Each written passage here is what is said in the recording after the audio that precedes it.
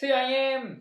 Đầu video thì mình có một cái game nhỏ cho anh em nhé. Nếu anh em đã xem cái video trước của mình ấy thì nếu anh em đoán được tên của 7 đôi giày này, mình sẽ giveaway cho anh em bộ preset mới của mình xuống dưới phần comment và bình luận dưới đấy nhé. Nhớ để lại mail để mình còn gửi với. Còn bây giờ thì intro thôi.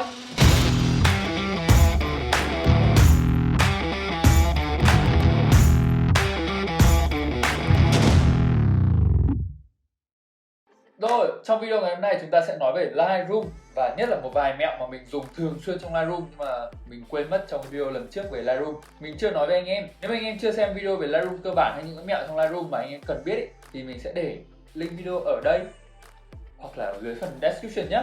Còn thôi, hôm nay thì mình sẽ cho anh em một vài mẹo để sử dụng Lightroom mới trong năm 2020 này. Làm thế nào để công việc chỉnh ảnh chúng ta thật nhanh và thật dễ nhé. Đầu tiên ở đây anh em đang nhìn thấy là mình sử dụng phần mềm Lightroom Classic CC.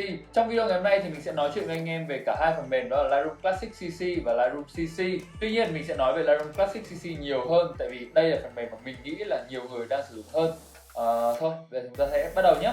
Rồi, mẹo đầu tiên mình muốn nói với anh em đó chính là làm thế nào để anh em dùng được những preset mà anh em dùng ở trên máy tính nhưng mà chúng ta có thể sử dụng trên điện thoại. Cách để làm này thì nó siêu đơn giản luôn, đó chính là anh em hãy bật Lightroom CC lên. Lightroom CC là cái mà có logo như thế này nhá. Nếu anh em chưa biết thì cái Lightroom CC này nó có cả bản ở trên điện thoại, iPad rồi kiểu những thiết bị di động. Vậy nên để chúng ta có thể dùng được preset mà chúng ta dùng trên máy tính, trên điện thoại hay trên những thiết bị di động của chúng ta thì rất đơn giản thôi. Cách add thì nó như thế này nhá. Sau khi đã tải về, anh em có thể mở cái Lightroom này ra, sau đó bấm sang cái phần chỉnh ảnh ở đây, đi xuống một chút, chọn vào phần preset, chọn vào dấu 3 chấm ở trên này, sau đó chọn import preset. Lúc này anh em chỉ việc tìm đến cái đường dẫn đến những preset của chúng ta, sau đó bôi đen hết rồi chọn import. Và đó, thế chúng ta đã import preset xong rồi. Nhưng làm thế nào những cái preset này nó chạy được lên cả điện thoại ấy? Thì cách làm đó chính là em hãy vào điện thoại, sau đó tải Lightroom CC về, cuối cùng hãy đăng nhập cùng một tài khoản Adobe trên máy tính lên trên điện thoại của anh em. Thế là những cái preset sẽ tự sync với nhau, anh em có thể chỉnh ảnh cả ngay trên điện thoại và iPad nữa. Tuy nhiên đây là một cách mà không phải ai cũng làm được, tại vì nhiều bạn cũng có nhiều lúc không có máy tính, đúng không? Vậy nên mình có một mẹo khác cho anh em làm thế nào để dùng được preset này trên điện thoại. Cách làm đó chính là anh em hãy vào một cái ảnh bất kỳ nhé. Ví dụ như ở đây mình đang có một cái ảnh lần trước mình dùng làm thumbnail ở đây. Mình sẽ chọn vào preset mình muốn, và khi mình muốn sử dụng cái preset này ở trên điện thoại ấy, thì mình sẽ có một cách là mình sẽ xuất cái ảnh ra. Đến đây chính là cái điểm quan trọng là để anh em dùng preset nhá. Thì khi xuất ảnh ấy, mình có lời khuyên cho anh em là đừng xuất ảnh JPEG. Em hãy chọn vào cái lựa chọn ở đây, sau đó chọn lên file type này, chọn vào PNG, và rồi sau đó anh em chọn xuất ảnh thôi, export photo, lưu ra desktop. Và thế là xong. Sau này nếu muốn dùng cái preset này, anh em có thể lấy cái ảnh này add vào trong Lightroom ở trên thiết bị di động của anh em. Lúc này mở cái ảnh ra thì trông nó cũng bình thường thôi, nhưng em hãy để ý ở phía bên phải cái cột mà chỉnh các thông số nhé. Những cái thông số mà anh em đã chỉnh trên máy tính nó được lưu nguyên ở trong cái file đấy và đưa vào điện thoại. Lúc này tất cả những gì anh em cần làm là copy những cái setting ở cái ảnh đó và paste sang những cái ảnh khác. Đây sẽ là cách loằng ngoằng hơn một tí để anh em có thể sử dụng được những preset của anh em thích ở trên điện thoại. Dù nó hơi phức tạp một tí nhưng mà thôi, cũng là một cách, đúng không? Mẹo số 2 mình muốn nói với anh em trong video ngày hôm nay là một mẹo mình rất thích, đó chính là ở trong nhiều cái ảnh khi mà anh em up lên Instagram ấy, anh em muốn có một cái theme nhất định ấy. Lần trước mình đã chỉ cho anh em việc gọi là đổi màu trong ảnh như thế nào. Nếu mà anh em lại chưa xem cái video đấy thì mình sẽ để nó ở trên này nhé. Tuy nhiên cái việc đổi màu đấy thì nó vẫn chỉ đơn giản là gọi là shift màu tí thôi. Hôm nay mình sẽ chỉ cho anh em cách làm nào để thay đổi màu sắc hẳn của một phần ở trong ảnh. Chúng ta hãy cùng đi vào nhé. Anh em hãy nhìn thử ở đây mình có một tấm ảnh chụp Hà Béo. Trong tấm ảnh thì Hà Béo mặc cái áo khoác màu vàng. Tuy nhiên mình cảm thấy là cái áo khoác màu vàng này không hợp lắm so với cái khung cảnh ở đây. Vậy mình muốn đổi màu cái áo khoác này đi thì sẽ làm như thế nào? Chúng ta có thể đổi màu cái áo khoác thành bất kỳ màu gì chúng ta muốn. Cách làm nó sẽ như thế này nhé. Anh em hãy chọn phần brush ở đây này. Đó. Sau đó anh em bấm nút O ở trên bàn phím. Khi anh em bấm nút O này thì anh em tô ra cái màu sắc ấy, thì nó sẽ hiện ra là anh em đã chọn vào cái gì. Việc của mọi người bây giờ sẽ là tô cả cái mask này lên toàn bộ cái áo đấy của Hà Béo. Để tô này thì mình có một công cụ dễ hơn cho mọi người làm, đấy là mọi người hãy click vào cái auto mask ở đây. Khi click vào auto mask này thì Lightroom sẽ nhận cho chúng ta là khi chúng ta tô thì nó sẽ không bị lem ra phần phía ngoài của cái áo. Thì việc chúng ta tô, chúng ta chọn cái áo sẽ dễ hơn thôi. Để mình sẽ ngồi tô cho anh em xem nhé. Dù là cái auto mask đấy được bật lên rồi nhưng mà nhiều lúc ý, nếu mà những cái màu sắc giống nhau hay là anh em kiểu quá tay dịch ra ngoài quá ấy, thì nó vẫn sẽ bị lem ra ngoài. Nhưng mà yên tâm nhé, thì mình sẽ chỉ anh em cách sửa thôi. Đó, ví dụ như anh em đang nhìn thấy đây, mình vừa tô xong cái áo của Hà Béo, nó bị lem ra một tí ở phía ngoài ở đằng sau như này thì mình sẽ giữ nút Alt hoặc là Option ở trên mask, sau đó mình tô ngược nó vào đây. Đó, thế là đỡ rồi. Để check kỹ hơn cho này thì mình có một mẹo, đó chính là anh em hãy đi lên cái phần chỉnh effect ở phía trên này và kéo cái saturation, kéo hết xuống phía dưới. Sau đó nhá, anh em hãy bấm nút O lần nữa. Lúc này anh em đang được thấy ở trên màn hình đó chính là những cái phần nào mà mình tô ấy thì không có một tí gọi màu sắc nào cả, thì mình đã kéo saturation xuống hết cỡ rồi mà. Nên là bây giờ mình sẽ đi vào sửa kỹ hơn một chút nhá.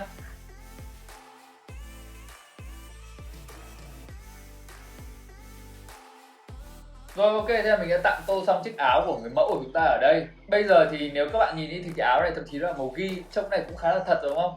Nhưng nếu mình muốn chuyển cái áo này thành màu khác ấy, thì mình có một cách, đó chính là các bạn hãy đi xuống cái phần color phía dưới này, bấm vào cái biểu tượng này, sau đó chọn bất kỳ màu gì các bạn thích. Và đây chính là chỗ mà cái phép màu nó xảy ra nhé. Các bạn có thể chọn thử màu vàng, màu xanh đỏ tím vàng tím tiếc các thứ. Ví dụ như mình thích màu hồng chẳng hạn, đâu rồi, màu hồng. Rồi ví dụ như là mình chọn chiếc áo của Hòa Béo biến từ màu vàng thành màu hồng như thế này. Lúc này không chỉ có biến thành màu vậy đâu, mình có thể chỉnh vào độ đậm nhạt rồi kiểu như là nhỉ, độ sáng tối của cái phần màu sắc đấy. Ví dụ như mình muốn cho cái áo này sáng lên một tí này, đó, cho sáng lên là anh em thấy là mình tô nó hơi bị thừa ra ngoài một tí rồi đúng không? Nhưng mà yên tâm nhá, mình sẽ cho nó sáng lên đây một tí. Sau đó mình sẽ đi vào và mình sẽ chỉnh sửa lại tất cả những cái phần mà mình tô quá ra.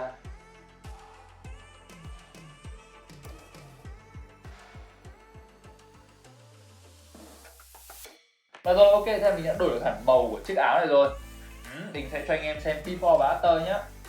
Đó, anh em thấy không, nó đổi từ màu vàng sang thành màu hồng. Xem đến đây chắc chắn nhiều anh em sẽ bảo là nghệ thuật, đúng là ánh trăng lừa dối. Nhưng mà không phải đâu, chính Photoshop và Lightroom là ánh trăng lừa dối đấy anh em ạ. Và đó thôi, chúng ta xong mẹo thứ hai rồi. Đi sang với tips tiếp theo để chỉnh thôi. Rồi tips tiếp theo để các bạn có thể chỉnh ảnh ý, thì đây là tips mà mình rất hay dùng, đó chính là edit ảnh ở trong nhiều phần mềm khác nhau nhưng nó vẫn dựa trên Lightroom. Nghe thì nó hơi phức tạp một tí nhưng mà đơn giản nó là như này nhá. Là ví dụ như các bạn đang chỉnh một tấm ảnh này trong Lightroom, các bạn đã chỉnh màu xong rồi. Tuy nhiên các bạn muốn làm một vài thứ nữa, ví dụ như là crop nó rộng ra. Việc này thì bình thường nó không thể làm ở trong Lightroom cả. Vậy nên mình sẽ đi ngay vào Photoshop. Tuy nhiên có một cái mẹo ở đây, đó chính là rất nhiều người xuất cái ảnh này ra thành ảnh JPEG, sau đó đưa cái ảnh JPEG đấy cho vào trong Photoshop, chỉnh sửa bất kỳ cái gì họ muốn, sau đó xếp ra cái ảnh JPEG. Điều này thì nó hơi lằng nhằng và nó hơi mất thời gian một tí. Vậy nên mình có một mẹo cho anh em, đó chính là anh em hãy chuột phải vào cái ảnh anh em muốn, sau đó chọn Edit In, rồi chúng ta có thể chọn Photoshop. Lúc này thì Photoshop sẽ mở ra tấm ảnh của chúng ta. Đó, và đây anh em có thể làm bất kỳ những gì anh em muốn. Ví dụ như mình thì mình thích ảnh mà kiểu như là nó có nhiều kiểu negative space hơn, thì mình sẽ chọn vào cái công cụ crop này, sau đó mình crop cho cái ảnh nó rộng ra một tí, chọn vào content away ở đây, chỉnh lại béo một tí cho vào chính giữa nha. Rồi ok, sau đó mình sẽ bấm click và đợi phép màu xảy ra. Đó, thế là tấm ảnh chúng ta nó rộng hơn rồi. Lúc này cái điểm hay là anh em không phải xuất cảnh ra thành một cái ảnh JPEG lần nữa, mà anh chỉ cần là Command S, là Control S ấy. Đó, thế là nó sẽ lưu lại. Nhưng mà nó lưu vào đâu nhỉ? Thì lúc này chính là nó sẽ lưu vào Lightroom. Em hãy quay lại phần mềm Lightroom nhé. Thì ở ngay bên cạnh cái ảnh mà anh em vừa chỉnh ý, nó sẽ có cái ảnh khác. Ví dụ như đây là cái ảnh gốc của mình nhá. Còn đây là cái ảnh mình vừa mới chỉnh ở trong Photoshop, nó sẽ xuất hiện ngay ở bên cạnh cái ảnh ở trong Lightroom. Lúc này tất cả những gì các bạn làm trong Photoshop ấy nó sẽ được chỉnh sửa và lưu ngay vào đây. Tuy nhiên cái điểm hay hơn ấy là không phải nó chỉ làm việc với mỗi Photoshop đâu. Tất cả những cái ảnh mà các bạn chỉnh nó đều có thể làm việc với rất nhiều plugin khác. Ví dụ như trước đây mình đã nói với anh em về cái plugin để làm da của Nick Collection ấy, thì ở ngay đây nó cũng có thể làm được. Các bạn có thể chuột phải vào cái ảnh đấy này, sau đó chọn Edit In. Ở dưới này nó có rất nhiều plugin của Nick Collection. Mình hay làm da bằng cái Color Effects Pro 4. Đó, mình có thể bật cái này ra. Đó, thế là nó lại mở cho mình cái ảnh của mình ở trong một cái plugin khác. Lúc này tất cả những gì mình làm xong mình chỉ việc ấn Save ở bên này. Ví dụ như mình chỉnh cái ảnh này thành đen trắng chẳng hạn. Đó, thế là nó lại hiện ra cái ảnh đen trắng ở đây cho mình, ngay ở bên cạnh những cái ảnh mà mình vừa có. Cái việc này nghe nó có vẻ đơn giản nhưng mà sẽ giúp cho workflow của anh em nhanh hơn rất là nhiều, không phải xuất ảnh ra import phần mềm khác, xong lại xuất ảnh ra lần nữa, xong lại up lên mạng, xong lại import phần mềm khác rồi. Nói chung là rất đau đầu. Đó, thế nhá, đấy là tip làm việc làm cho nhanh. Rồi, mẹo cuối cùng, à không, bình tĩnh, chưa phải cuối cùng đâu. Mẹo tiếp theo mình muốn nói với anh em đó là làm thế nào để gọi là chúng ta xem được ảnh của chúng ta một cách tập trung hơn. Trước đây có rất nhiều người nói với mình là kiểu như là họ xem ảnh ở trên máy tính ấy, thì tại vì màn hình máy tính quá bé là kiểu nhìn nhiều lúc không tập trung được lắm. Đến bản thân mình cũng cảm thấy vậy. Nhiều lúc kiểu chỉ có tập trung nhìn vào cái ảnh xem mình đã chỉnh như thế nào ấy, thì ở xung quanh toàn kiểu như là thông số này, thông số kia, rồi preset này, preset kia. Vậy nên có một cách để các bạn có thể tập trung nhìn vào cái ảnh của bạn hơn ấy, đó chính là bấm nút L ở trên bàn phím. Khi bấm nút này thì màn hình của các bạn nó sẽ gọi là tối đen đi lên một chút. Đây là tính năng gọi là Light Out ở trên Lightroom, hay gọi là tắt đèn ấy. Thì với tính năng này sẽ là gọi là giảm bớt những cái xung quanh xuống, làm cho bạn tập trung hơn để nhìn vào cái ảnh. Đây là ấn một lần nhé, nhưng mà nếu các bạn ấn nút L một lần nữa, đó, nó sẽ tắt gần như hẳn tất cả mọi thứ xung quanh đi. Lúc này các bạn sẽ có mỗi cái ảnh của bạn ở ngay giữa màn hình thôi. Dù là màn hình to bé nào các bạn cũng có thể kiểu ngắm cái ảnh của mình thật là kỹ. Ok nhé.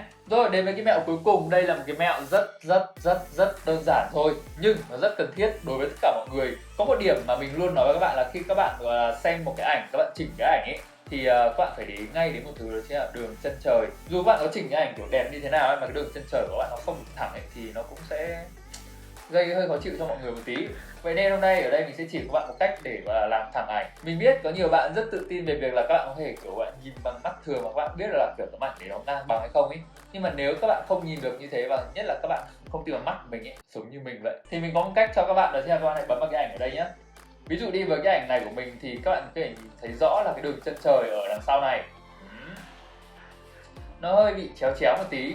Vậy là ngay phải chỉnh lại nhanh thì bình thường ấy mình vẫn vào chỗ này, sau đó mình kiểu kéo cái angle ở đây làm thế nào để cho cái đường chân trời đằng sau nó thẳng hơn. Tuy nhiên nếu các bạn giống như mình không tin vào mắt của mình ấy thì mình có một cách như thế này, đó nha, các bạn hãy bấm vào cái thước kẻ ở phía bên này, sau đó kéo một đường dài một cái như thế này đó, và thế là xong. Tấm ảnh của bạn đã thẳng lại và Lightroom đã tự chỉnh cho bạn cái đường chân trời này ngang. Đây là một cách rất dễ mà mình dùng đã rất lâu rồi, nhưng mà nhiều lúc mình cũng quên mất là có cái cách này. Tuy nhiên đây là một cách đơn giản nhé. Nếu anh em có một cái tấm ảnh mà gọi là nó nhiều thứ trong ảnh, nó phức tạp hơn một tí chứ nó không phải có mỗi cái đường ngang như này. Có thể tấm ảnh của chúng ta bị kiểu siêu vẹo một chút tại vì lúc mà chụp ấy anh em không để ý lắm.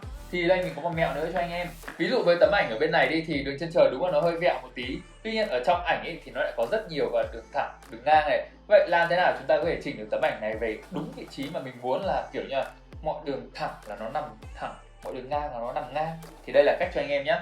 Ở trong Lightroom anh em hãy đi xuống cái phần đâu rồi, transform ở phía dưới này, anh em hãy ấn vào cái phần gọi là, hình như cái này gọi là cái guide thì phải. Đây, guided upright tool. Đó, bấm vào cái này. Sau đó việc của anh em cần làm nhé sẽ là vẽ hai cái đường kẻ, một cái đường kẻ dọc và một cái đường kẻ ngang. Vẽ đúng vào cái chỗ mà anh em nghĩ là trong ảnh đáng lẽ nó phải vuông góc và nó phải thẳng với nhau ấy. Ví dụ như ở đây nhé, là trên tấm ảnh của cái nhà này giữa cầu ấy, thì mình sẽ vẽ nó vào ở chỗ này. Mình có một đường kẻ ngang nhé. Tiếp theo mình sẽ vẽ một đường kẻ dọc. Rất may trong tấm ảnh của mình có một cái nhà ở giữa cái cầu này, vậy nên mình sẽ vẽ ngay ở hai cái cạnh của cái nhà. Vẽ vào đây tiếp. Đó, thế là xong. Sau khi vẽ xong thì Lightroom sẽ tự kiểu cân lại cho các bạn một tí. Lúc này tấm ảnh của bạn trông sẽ thẳng hơn, và nhất là những cái đường kẻ trong ảnh ấy trông sẽ không bị lệch lạc quá. Và vậy thôi. Đó là tất cả những mẹo mình muốn chia sẻ với anh em trong video ngày hôm nay. Nhưng mà mong những mẹo này sẽ giúp ích cho anh em trong việc chụp ảnh và chỉnh ảnh sau này. Còn bây giờ thì trước khi tắt cái tab video này đi, chúng ta hãy nhớ chúng ta có nút like, nút share và subscribe ở dưới. Và nhớ nhé, đừng quên đoán tên giày để mình còn giveaway preset cho anh em. Nhớ comment ở dưới và để lại cái email nhé. Còn bây giờ thì bye bye.